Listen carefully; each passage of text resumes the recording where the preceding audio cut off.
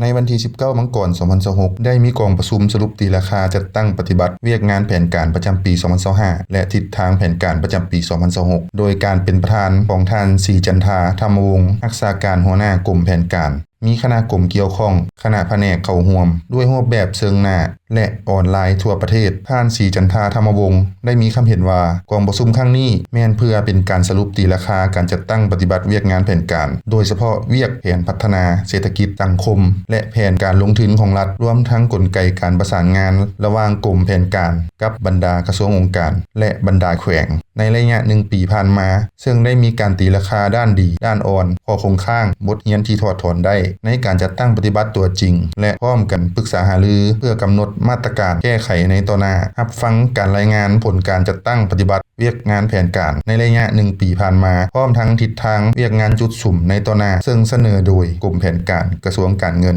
จากนั้นก็จะได้รับฟังการประกอบความคิดความเห็นของบรรดากระทรวงองค์การและบรรดาแผนกการเงินแขวงในการจัดตั้งปฏิบัติเวียกงานผ่านมาและทิศทางต่อหน้ากองประชุมตั้งหน้าแผนกการเงินแขวงได้มีการค้นคว้าประกอบความคิดความเห็นอย่างกงไปกงมาพร้อมกันตีราคาด้านดีที่ต้องได้สืบต่อพันขยายและด้านอ่อนข้อคงข้างที่ต้องได้ปรับปรุงและแก้ไขรวมทั้งมาตรการแก้ไขในต่อหน้าเพื่อรับประกันให้การปฏิบัติเวียกงานแผนการมีความเป็นเอกภาพมีประสิทธิภาพและประสิทธิผลสูง